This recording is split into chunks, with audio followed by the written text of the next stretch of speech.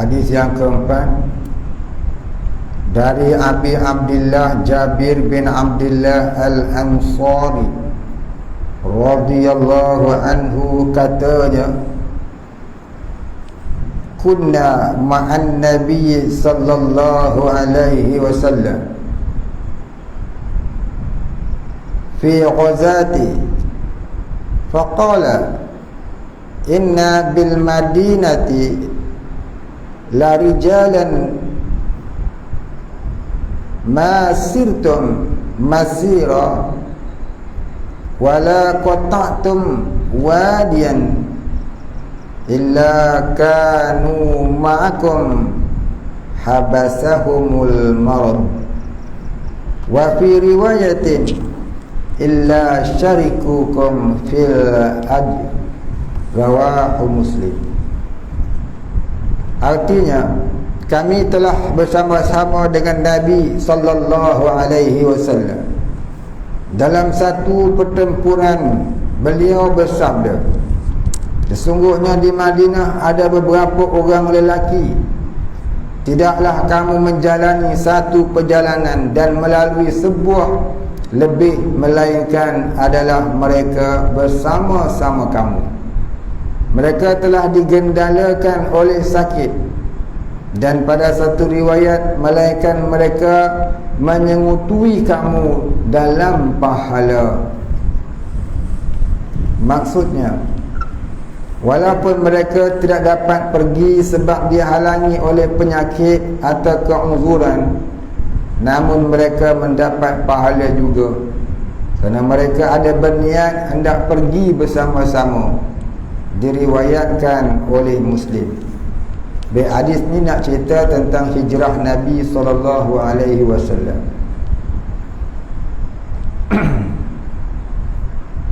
Hadis ni nak cerita tentang hijrah Nabi SAW dari Mekah ke Madinatul Munawwarah, sebagai hijrah yang wajib dan hijrah yang paling besar pahalanya dalam segala jenis hijrah.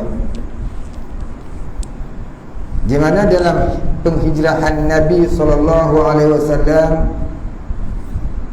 dan kaum muslimin Mekah ke Madinah itu, ada di antara kaum muslimin tidak dapat nak menyertai di dalam penghijrahan kerana berbagai-bagai masalah yang mereka hadapi, seperti sakit dan sebagainya. Namun mereka ada berniat hendak berhijrah bersama dengan Rasulullah. Maka mereka yang berniat hendak berhijrah bersama dengan Rasulullah itu, walaupun tak dapat nak menyertai Nabi sebab mereka tu sakit, maka mereka tetap dapat pahala.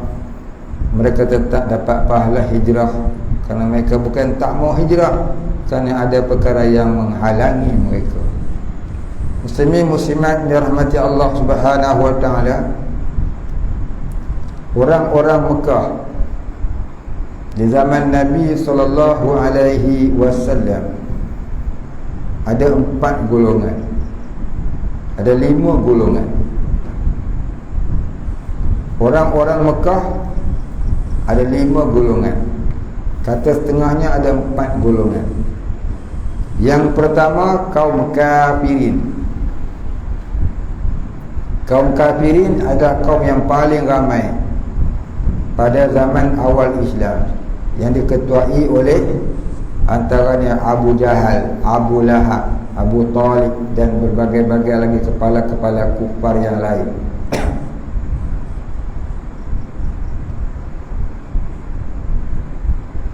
Maka mereka adalah golongan yang paling ramai.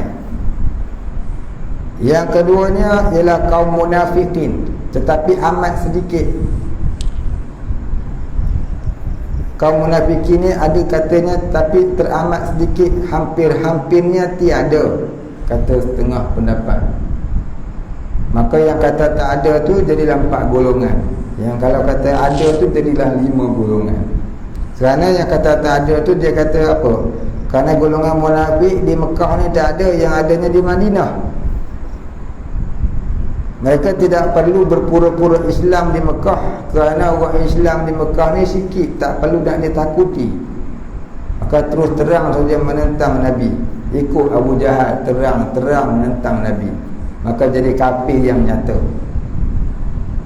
Tapi di Madinah ini ada kafir dan ada munafik. Munafik ni kafir juga, tapi mereka berpura-pura Islam, diketuai oleh Abdullah bin Ubay laknatullahu alaih. Siapa mereka berpura-pura Islam? Kerana mereka golongan sedikit dan ingin mendapat beberapa kelebihan, keuntungan sebagai orang Islam, bukan sebab nak kepada Islam, tapi nak keuntungan sebagai orang Islam. Maka mereka digelarkan munafik. Baik. Yang kedua, golongan, saya kata tadi golongan yang duduk di Mekah ni ada 5 ataupun 4 golongan ya. Kita ambil yang 4 lah. Pendapat yang paling rajih dia kata ada 4. Iaitu yang pertamanya kafirin, yang keduanya muslimin, yang kukuh pendirian, yang kuat ketakwaan, yang sami'na wa ata'na bersama dengan Rasulullah. Mereka inilah yang berhijrah dengan Nabi sallallahu alaihi wasallam. Dan mereka, bagi mereka pahala yang amat tinggi.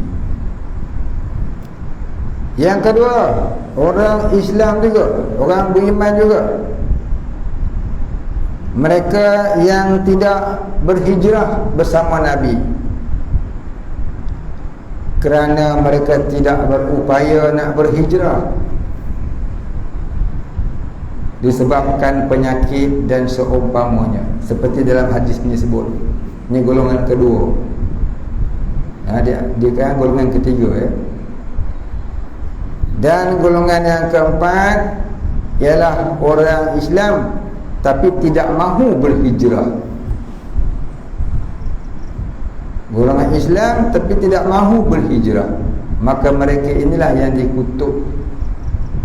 Mereka inilah orang-orang yang berdosa kerana sengaja tidak mahu berhijrah. Ini disebutkan dalam kitab-kitab tafsir. Kalau tak salah ingatan saya, kita telah baca huraian mengenai perkara ini dalam tafsir surah Ali Imran dulu. Baik, tuan-tuan dirahmati Allah, hadis ni nak cerita apa? Nak cerita tentang kalau ni kita ni ada berniat untuk membuat kebaikan, walaupun kita tak buat, bukanlah kita tak buat tu tak buat dengan sengaja, tapi ada halangan, mudah-mudahan kita tetap dapat pahala. Macam kita buat juga sebab ada niat nak buat baik. Macam ya, orang-orang Madinah tadi, dia bukan tidak mahu berhijrah, dia nak berhijrah, tapi sebab dia ada halangan, dia sakit, tak boleh nak berhijrah, maka dia tak berhijrah bukan sebab menentang Nabi. Dia tak berhijrah bukan sebab dia taradud was-was, tapi dia tak berhijrah kerana ada penghalangnya, iaitu sakit yang tak dapat dia nak bergerak. Maka mereka ni dapat pahala seperti mana orang berhijrah sebab ada niatnya. Macamlah juga kita biasa pergi solat berjemaah di masjid, ya, solat subuh, zuhur, asar, maghrib, isya, hari-hari. Ya. Tiba-tiba datang halangan, seperti kita sakit, kita tak boleh nak pergi sebab kita sakit, bukan sengaja tak nak pergi, tapi sebab kita sakit, maka kita tak pergi tu, kita dapat pahala seperti mana kita pergi. Sebab kita tak pergi bukan sengaja tak pergi, sebab kita tak pergi kerana kita sakit, maka dapat pahala seperti mana kita pergi. Itulah kelebihan orang yang istiqamah beribadah. Bila dia tidak buat ibadah sebab ada halangan, dia dapat pahala macam buat juga ibadah itu. Orang yang sentiasa puasa Isnin Khamis, tiba-tiba satu hari Isnin tu dia tak dapat nak berpuasa sebab dia uzur sakit, tak dapat nak ditahan, terpaksa buka juga, maka dia dapat pahala. Ya, dia dapat pahala seperti mana dia berpuasa juga, sebab dia sentiasa berpuasa pada hari Isnin. Ataupun tetamu datang rumah, dia terpaksa buka puasa pada hari itu, ya, kerana melayan tetamu. Ya, makruh kita jamu tetamu, kita ni puasa sunat, makruh. Jadi dia buka nak makan sekali dengan tetamu, maka dia dapat juga pahala puasa itu walaupun dia buka puasa, kerana ada halangan yang nak layan tetamu. Layan tetamu itu lebih baik, lagi besar pahala daripada meneruskan puasa sunat. Ya, layan tetamu ni zakat rumah, tuan. Bukan cukai pintu. Cukai pintu tu lain. Ni layan tetamu ni adalah zakat rumah. Siapa yang selalu melayan tetamu, maka dia telah mengeluarkan zakat rumah, dan dia tu ialah orang kaya di akhirat. Beruntung orang datang rumah kita hari-hari, dan hari-hari kita melayannya, kita hari-hari lah mengeluarkan zakat. Mana ada orang keluar zakat hari-hari, ya, melainkan orang yang di hari-hari ada tetamu datang rumah dia, dan dia menghidangkan walaupun hanya air sejuk pada mereka, dia sebenarnya sedang mengeluarkan zakat. Dan orang yang keluarkan zakat ni, Nabi kata dia tak akan miskin di dunia dan di akhirat. Baik, habis. Jadi orang dulu-dulu ni nak jemput orang datang rumah macam mana? Sebab dia nak keluarkan zakat. Orang dulu-dulu ni dia buat majlis ilmu di rumah dia. Dia jemput alim, dia jemput ni orang-orang alim datang rumahnya seminggu sekali umpamanya. Maka dijemputlah jiran-jiran datang ke rumah dengar ceramah, dengar pengajian, kemudian dia jamulah makanan, dia buat sedikit jamuan. Maka dia sedang mengeluarkan zakat rumah. Bahkan lebih daripada zakat rumah, dia telah buat satu perkara yang fardu, iaitu buat halaqatul ilmi di rumahnya. Besar pahala orang yang buat ibadah seumpama ini. Baik, habis. Yang kelima, diriwayatkan oleh Al-Bukhari dari Anas radhiyallahu an, katanya, raja'na min ghuzwati Tabuka ma'an Nabi sallallahu alaihi wasallam, faqala inna aqwaman khalafna bil madinati ma salakna sya'ban wala wadiyan illa wa hum ma'ana habasahumul uzru. Kami telah kembali dari pertempuran Tabuk bersama Nabi sallallahu alaihi wasallam. Beliau bersabda, sesungguhnya ada kaum-kaum di belakang kita di Madinah. Tidaklah kita mendekati sebuah bukit dan meneruti sebuah lembah, melainkan mereka ada bersama kita. Mereka telah dihalangi oleh keuzuran. Maksudnya, sesungguhnya mereka tidak dapat bersama pergi, tetapi sama-sama mendapat pahala.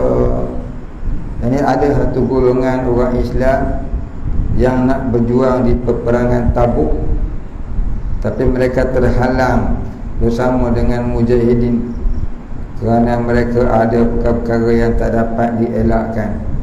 Maka niat mereka untuk bersama berperang dengan kafirin, dapat pahalanya seperti mana mereka turut pergi berperang.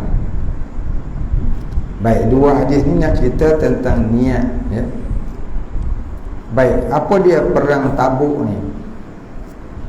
Perang Tabuk ni iaitu perang terakhir bagi Nabi Muhammad sallallahu alaihi wasallam.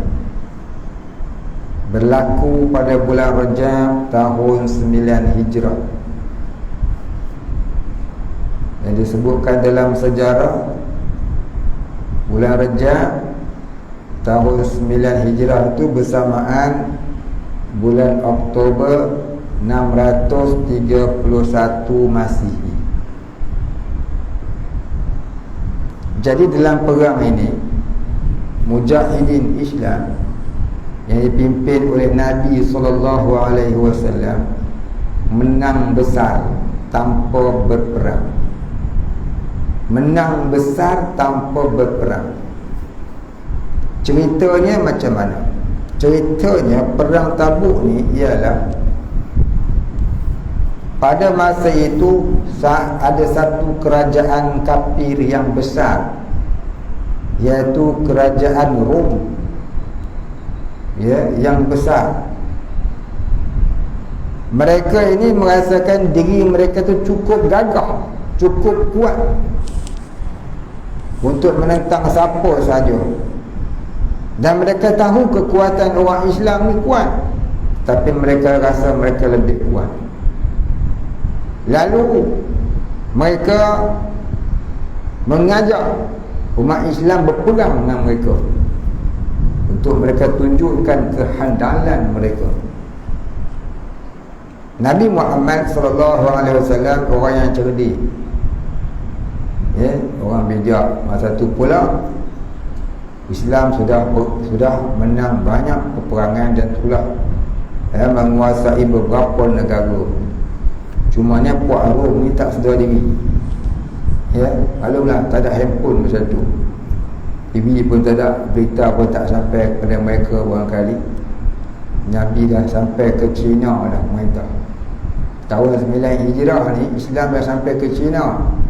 Islam dah sampai ke China tahun 7 Hijrah tuan. Ya. Jadi Rom saja yang dia rasa dia kuat. Maka pada mulanya Nabi mengajak mereka berdamai sahaja. Damai je lah, tak payah perang. Kamu tu bayar jizyah kat kami. Oi, dia kata mana boleh kita perang. Akhirnya pergilah ke Nabi. Nabi pergilah nak ke Tabuk ni. On the way nak ke Tabuk ni, orang-orang kafir yang tengok tentera Islam ni begitu hebat, mereka terus menyambut dan masuk Islam. Hampir-hampirlah, ya, jalan nak ke Tabuk tu, hampir ke semua ni orang kafir di sekeliling itu, mana dia jumpa oleh tentera Islam ni, semua bakal masuk Islam lah tu. Maka bertambah-tambah tentera orang Islam. Akhirnya bila sampai ke medan pertempuran, puak-puak Rom ni cabut lari. Pasal apa? Belum lagi umat Islam sampai, sudah ada tentera malaikat di sana. Ada lebih 100,000 malaikat. Ini diceritakan dalam sirah Nabawiyah. Buka dalam kitab Qisas Anbiya Imam Zarqani, bab perang Tabuk ni, ya. Atau buka dalam kitab tafsir, ya, kitab tafsir Ar-Razi. Dia kata Allah menghantar 100,000 tentera malaikat yang berpakaian putih kesemuanya, dan kuda pun putih, badan sasar. Sekira-kira tak percayalah oleh tentera Rom. Itulah hebatnya tentera Islam. Akhirnya mereka kalah tanpa berperang, mengundur diri begitu saja. Takut ke tentera malaikat. Tentera malaikat ni sebenarnya ada juga. Ya, kalau Allah Ta'ala hantar ada. Kalau dulu ni pernah saya sebut dalam kuliah saya, Nabi kata, siapa baca surah Al-An'am ayat 1, ayat 2 dan ayat 3, dibacanya pada malam ini sehingga terhafazlah pada keesokan paginya, nescaya Allah Ta'ala menghantar kepadanya 70,000 malaikat menjaga dirinya dan amalnya. Mudah-mudahan tak mati dalam kufur dan tak mati dalam su'ul khatimah. Kalau nak kena juga, tapi tak mati dalam su'ul khatimah. Dan terkadang terselamat daripada beberapa malapetaka. Baik. Jadi ayatnya pun tak panjang, 3 ayat sahaja. Tok guru saya dulu ijazahkan kepada semua anak muridnya di pondok, dia suruh amalkan pagi 7 kali, malam 7 kali. Bacalah selalu sampai bila-bila. Mudah-mudahan Allah jaga iman, tak mati dalam kufur, tak mati dalam munafik, insya-Allah, tak mati dalam su'ul khatimah. Tentang nak jadi kebal, nak terbang, nak raib, tu tak ada. Tu tak ada, saya tak pernah dapat amalan tu daripada tu. Ni nak cerita ni bagi mati dalam husnul khatimah. Kebal-kebal pun mati juga. Ya, terbang pun mati juga. Tu pelakon Superman tu mati. Baik, habis.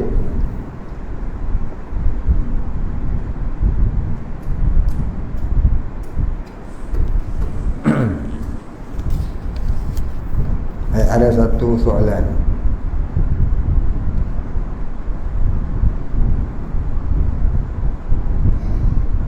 Dia kata bagaimana untuk buang overthinking, fikiran buruk yang berlebihan.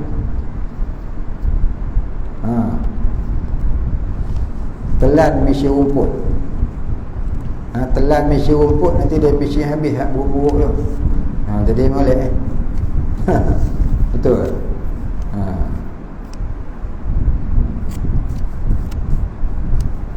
Sebenarnya overthinking ni, siapa yang tidak mengasihi Allah semuanya ada. Tu je. Siapa yang tidak mengasihi Allah, overthinking dia ada. Cuma bezanya terlebih over ataupun dia tercover-cover dengan satu benda yang lain. Itu saja. Jadi overthinking ni datang dari sebab kita mengasihi dunia. Bila kita mengasihi dunia, maka datanglah fikiran buruk yang berlebihan. Maka caranya ialah buang kasih dunia itu, ganti dengan kasih kepada Allah. Buang kasih dunia itu ganti dengan kasih kepada Allah. Maka tu teorinya. Teori atas bukunya macam itulah. Tapi nak buang itulah memerlukan satu masa yang amat panjang. Bukan boleh buang malam ni, besok jadi baik dah. Ada wali-wali Allah yang buang kasih dunia ni sampai 30 tahun lamanya. Ada yang 20 tahun lama. Ada yang lebih daripada 30 tahun. Jadi bukan mudah nak buang kasih dunia. Bukan mudah. Menuntut ilmu tu tak payah, tapi masih lagi mudah. Tapi masih lagi menuntut ilmu ni payah, tapi masih lagi tak berapa payah daripada nak mengingati ilmu. Nak mengingati ilmu ni masih lagi mudah berbanding dengan nak mengamalkan ilmu. Nak mengamalkan ilmu tu masih lagi mudah berbanding nak istiqamah mengamalkannya. Istiqamah tu masih lagi mudah, nak dapat hakikat amal itu. Itulah yang payah. Jadi kadang-kadang orang-orang sufi ni, mereka berjuang, berjihad menentang hawa nafsu, dunia, makhluk dan juga syaitan itu sehingga berpuluh-puluh tahun di bawah tarbiyah guru-guru yang mursyid ataupun di bawah guru murabbi. Jadi bukanlah mudah sebenarnya nak buang benda-benda lagu ni. Kalau orang kata amal gini, amal begini, amal begini, yang bagi amalan tu pun tak tentu lagi. Ya, fikiran dia tak ada fikiran buruk. Cakap tu mudah, buat tu bukanlah mudah. Ya. Kadang-kadang yang duk bagi tip supaya kita itu jadi baik, ya. Dia sendiri pun duk bertabarus mengata. Dia sendiri pun duduk sebelah ustaz laki-laki. Kadang-kadang tu lah, dia sendiri pun duduk sebelah ustazah perempuan. Jadi itulah cerita dia, bukan senang. Bercakapnya mudah, buatnya payah. Jadi kita ni, kalau kita tak boleh buat apa yang kita cakap, kita berlampis dengan perkataan, tolonglah doakan saya juga, kerana kita ni tak lebih daripada hanya muzakarah. Jadi saya dengan rendah hati mengaku saya pun tidaklah boleh nak bagi tip macam mana nak hilang fikiran buruk, kerana beza antara kita ni hanyalah saya bercakap, Tuhan mendengar. Kalau Tuhan bercakap, barangkali lebih barakah daripada saya. Jadi kita sama-sama berdoa, minta tolong dengan Allah agar Allah Ta'ala sucikan pemikiran kita, sucikan rasa hati kita dari segala jenis syirik, sama ada syirik jali, syirik khafi maupun syirik akhfal khafi. Mudah-mudahan Allah Ta'ala kabulkan doa kita. Amin ya rabbal alamin. Baik. Apakah hukum menampal kalimah la ilaha illallah pada cermin akuarium di bahagian belakang sebelah luar?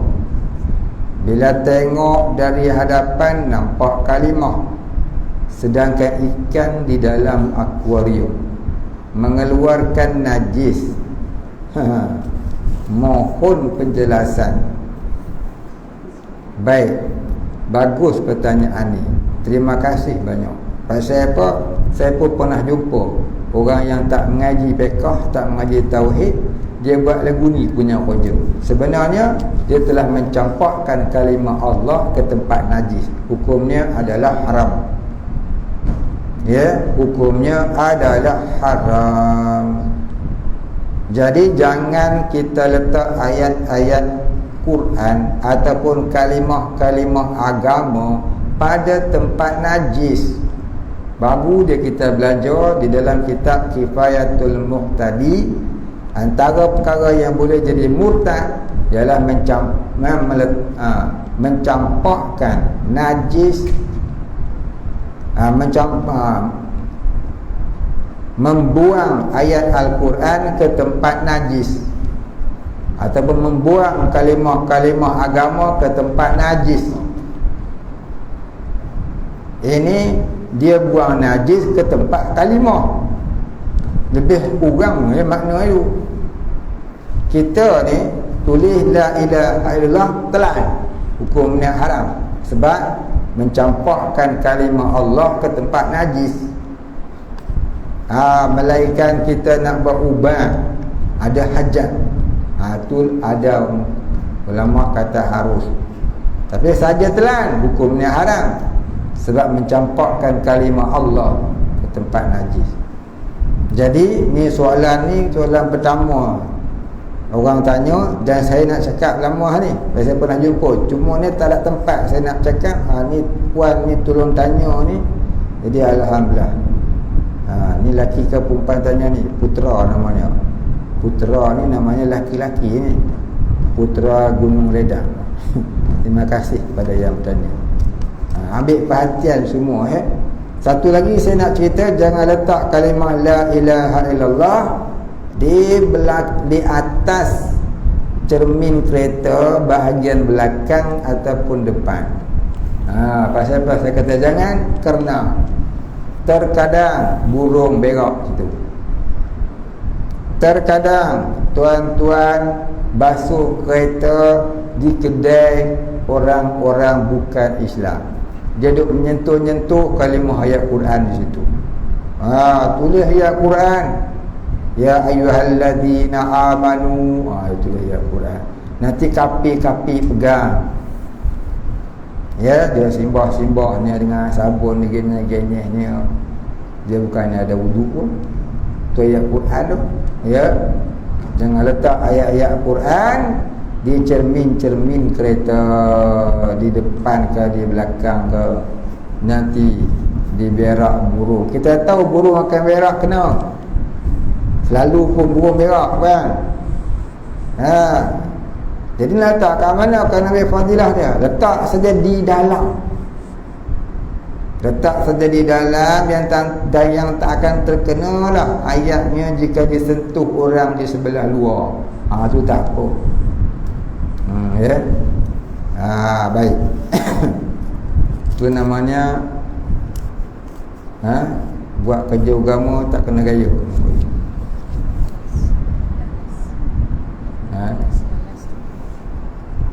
Baik, satu lagi soalan. Saya ada hajat ingin menjadi seorang yang alim.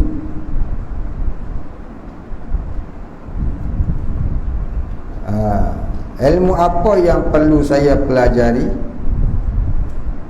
Jika masuk pondok, berapa tahun pengajian tersebut? Mohon nasihat dari jadi jangan belajar sebab nak jadi alim. Belajarlah sebab mencari keampunan dan keredaan Tuhan. Maka belajarlah kamu selagi kamu ada daya. Belajarlah di pondok mana pun, tapi sebelum itu buat solat istikharah. Buat solat taubat 2 rakaat, solat hajat 2 rakaat, solat istikharah 2 rakaat. Taubat, hajat, istikharah. Minta Allah Ta'ala tunjuk di manakah pondok yang molek untuk saya belajar, ya Allah, agar saya menjadi orang yang kau redai dan kau ampuni segala dosa-dosaku dan dosa kedua ibu bapaku. Mudah-mudahan istiqamah minta dengan Allah, Allah permudahkan dan sampaikan hajat. Tapi jangan minta nak jadi orang alim, minta jadi orang yang Allah ampuni segala dosa dan Allah Ta'ala redha dunia dan akhirat. Alim tu hadiah saja dari Allah kalau Tuhan nak beri. Ya. Minta dulu keampunan dan keredaan Allah. Kalau Allah sudah ampun dosa dan Allah Ta'ala redha hidup kita, ya, tak alim pun sudah jadi Habibullah, apa lagi yang kita nak? Kalau sekadar alim tapi jahat, buat apa? Jadi dajjal. Iyyazubillah min zalim. Baik, terima kasih juga kepada yang bertanya. Ya. Baik, habis.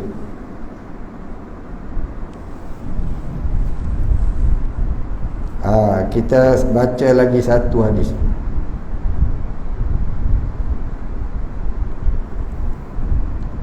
Baik, dah cerita tadi tentang perang Tabuk. Ini perang yang terakhir Nabi SAW, ya. Baik. Hadis yang ke-9 dari Abi Yazid Ma'an bin Yazid bin Al-Akhnas radhiyallahu anhu. Dia dan bapa dan datuknya, ketiga-tiga mereka adalah sahabat belaka. Masya-Allah, orang mulia ni, Allah Ta'ala mulia, turunannya Habib semua jadi sahabat. Katanya, kana Abi Yazid akhraja dananira. Dananira ni jamak dari dinarun, maknanya dinar, duit lah, duit emas, wang emas, ya.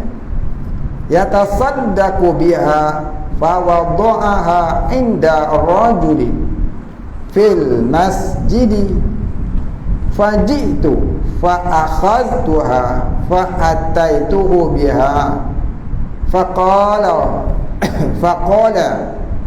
wallahi ma iyyaka aradtu fa khasamtuhu ila rasulillah sallallahu alaihi wasallam faqala laka ma nawaita ya Yazid walaka ma akhadta ya Ma'an.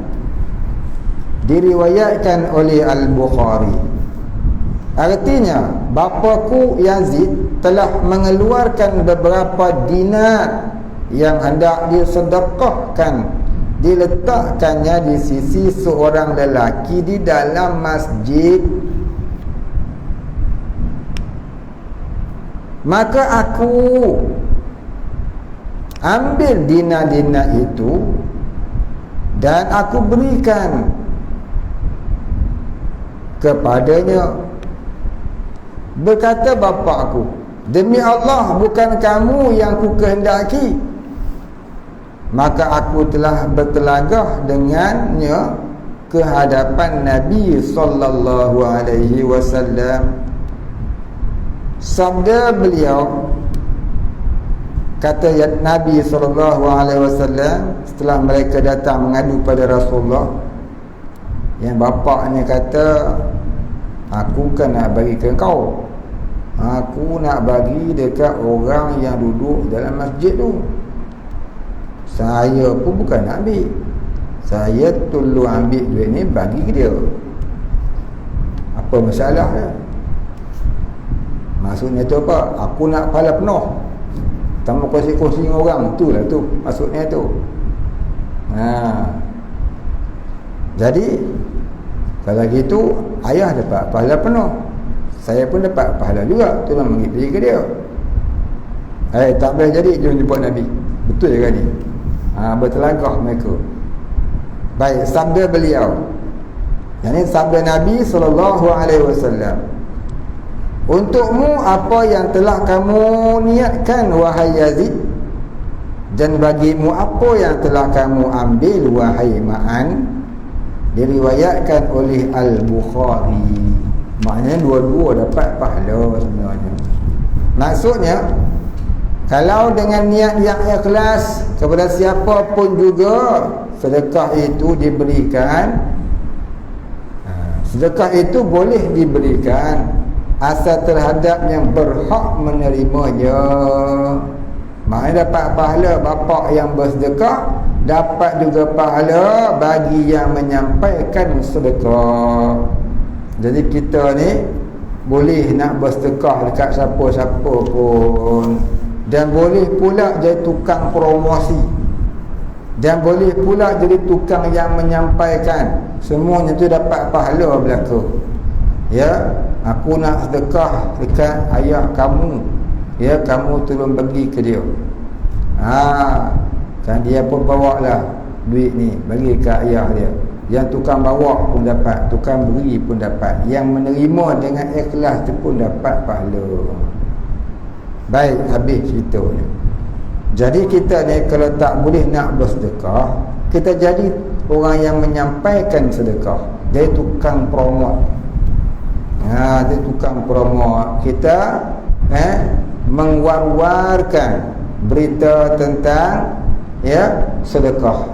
Ada orang terbakar rumah, ada orang anak dia cacat nak pergi berubat sakit, ada orang nak buat masjid, nak buat sekolah, pondok, nak buat surau, nak buat kebajikan, tak cukup duit. Kita tolong promote, war-warkan, maka kita tu pun dapat pahala. Orang lain yang bagi, kita tukang promote, kita dapat pahala. Baik, habis.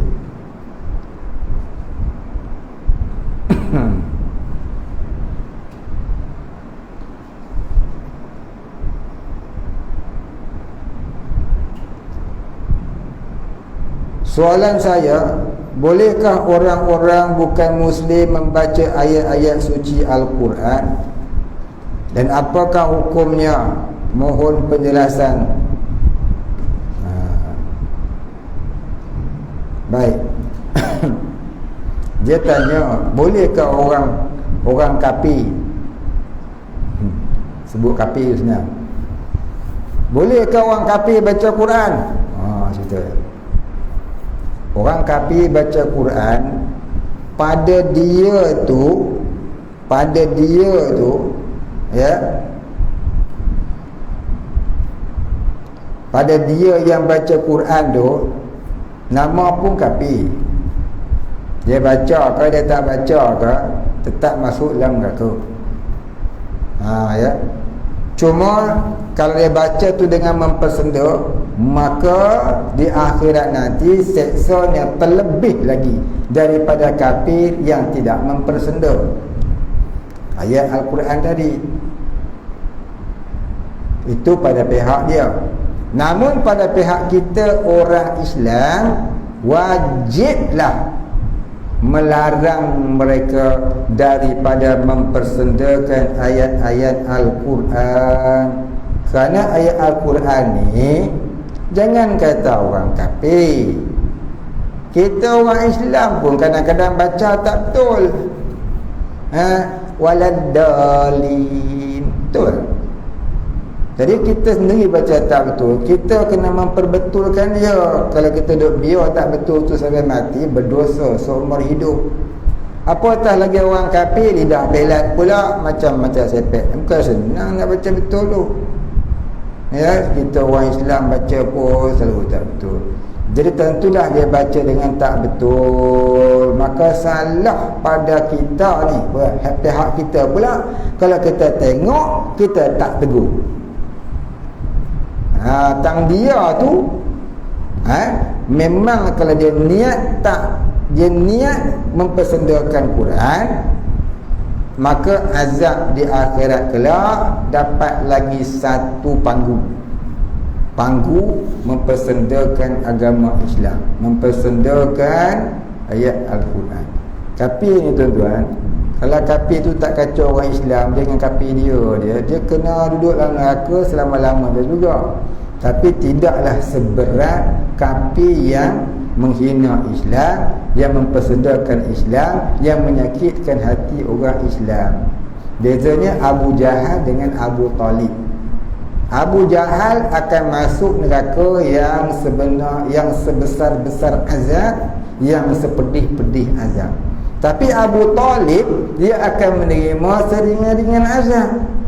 Sebab walaupun dia tak Islam, kafir, namun dia tak menentang dakwah Nabi. Berbeza dengan Abu Jahal yang kafir lagi menentang dakwah Nabi, maka dia lagi berat seksa.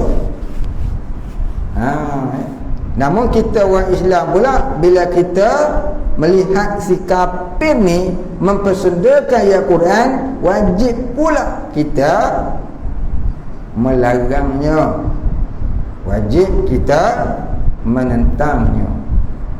Itu tadi nama jihad. Jadi kalau kita dengar orang kafir baca ayat Quran, kita lihat adakah dia baca tu kerana mempersendakan Islam ataupun dia baca tu kerana dia nak belajar Islam, ataupun dia saja-saja baca sahaja. Dia nak mempersendakan Islam, ataupun dia saja-saja nak baca, ataupun dia nak belajar. Kalau dia nak belajar, ya silakan, tak ada larang dia. Mudah-mudahan dia masuk Islam. Kalau dia saja-saja baca, ya, bukan nak masuk Islam, bukan juga nak menentang Islam, maka biarkan. Mudah-mudahan dia akan masuk Islam. Tapi kalau dia mempersendakan, maka wajib kita menentangnya. Ubahlah dengan tangan bagi pemerintah, ubahlah dengan lisan bagi orang yang bukan pemerintah, tapi boleh mengubah dengan dakwah. Ubahlah dengan benci di dalam hati bagi orang yang tak mampu pada dua yang di atas tadi. Ya, namun ubah mesti ubah. Dakwah mesti dakwah, sama ada dengan tangan ataupun dengan lidah ataupun dengan hati. Ya, dengan tangan ni jangan pandai-pandai reka nak bagi ubah, bawa kapak diketak kepala dia, jangan. Itu hak pemerintah saja. Kita bukan pemerintah, tak wajib nak pergi bunuh dia. Baik. Islam untuk semua bangsa, kan? Dia tanya. Bila ustaz kata berhati-hati dengan orang yang mata sepet dan kulit putih, terasa kecil hati orang Cina Islam. Nak buat mana lah hadis sebut lagu tu, Cik Yati tu. Dalam hadis ada sebut lagu tu. Memang di Islam di China, orang Islam di China ni lagi ramai pada orang Islam di Malaysia.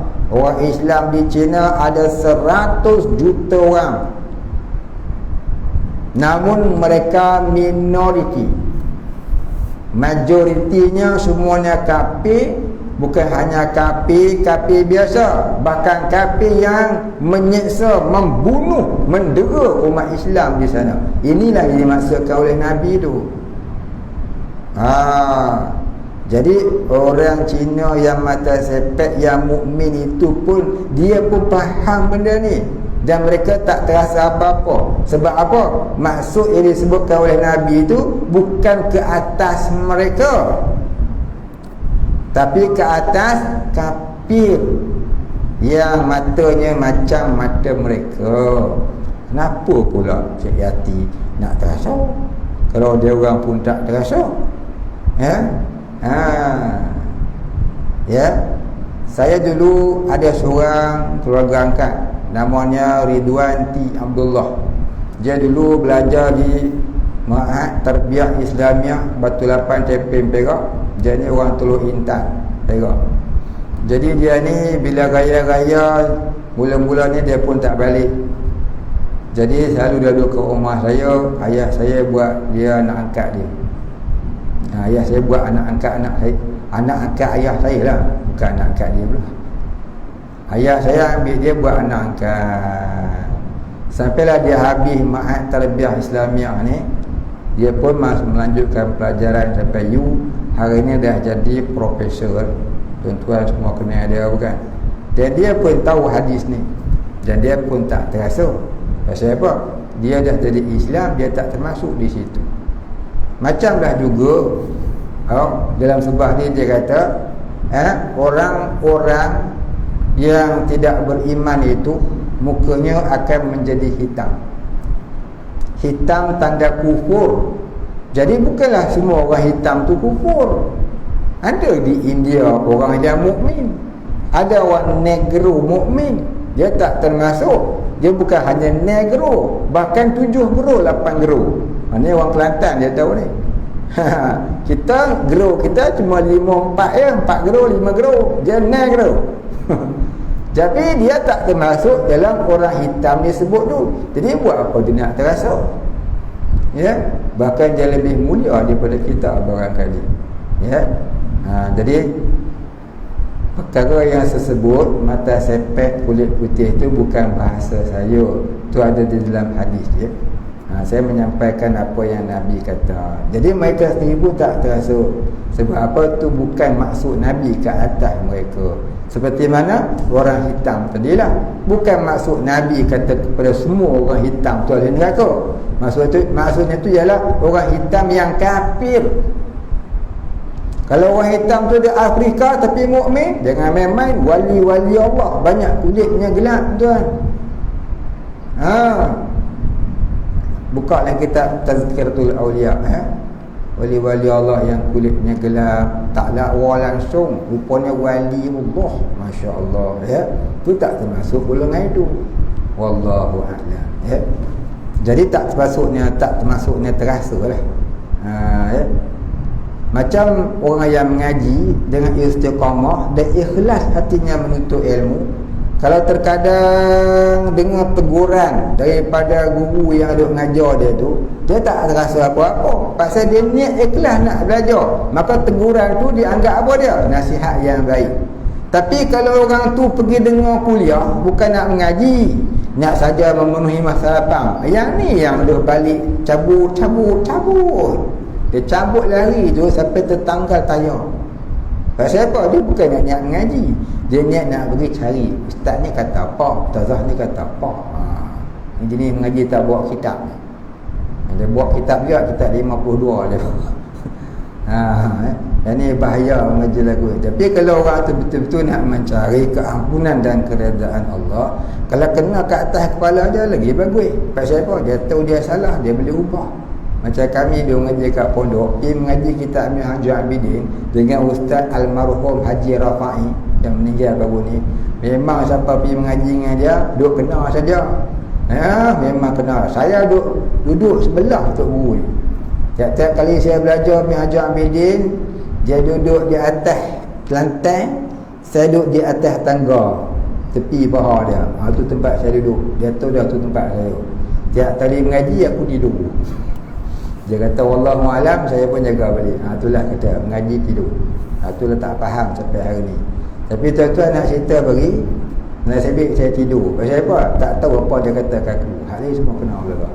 Tapi itulah mengaji ni memang kena atas kepala. Siapa mengaji tak mau kena atas kepala, memang tak mengaji dia. Kita belajar ni pasal kita nak prepare apa salah kita, nak bagi jadi molek. Bukan nak tengok apa salah ustaz tu, bukan apa salah ustazah tu, apa salah tok guru tu.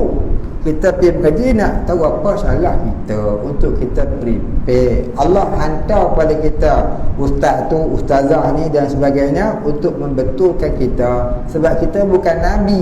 Kalau Nabi, Allah sendiri yang prepare dia. Allah hantar Jibril prepare dia. Kita siapa? Tuhan nak hantar. Kalau bukan ustaz, ustazah, tok guru, syekh ni, itulah Allah tegur kita dengan jalan itu. Ya, wallahu a'lam. Minta maaf bagi hati yang terluka. Baik, kita berhenti dulu dekat tu. Kita berhenti hadis kat mana dah tadi? Hadis yang ke-7 ya. InsyaAllah kita sambung pada minggu depan hadis yang ke-7 dari Abi Ishaq Sa'ad bin Abi Waqqas ila akhirih wallahu a'lam. Wala ilma lana illa ma 'allamtana innaka antal alimul hakim. Wallahu a'lam. Al-Fatihah. A'udzu billahi minasy syaithanir rajim. Bismillahirrahmanirrahim. Alhamdulillahi rabbil alamin. الرحمن الرحيم مالك يوم الدين إياك نعبد وإياك نستعين اهدنا الصراط المستقيم صراط الذين أنعمت عليهم غير المغضوب عليهم ولا الضالين.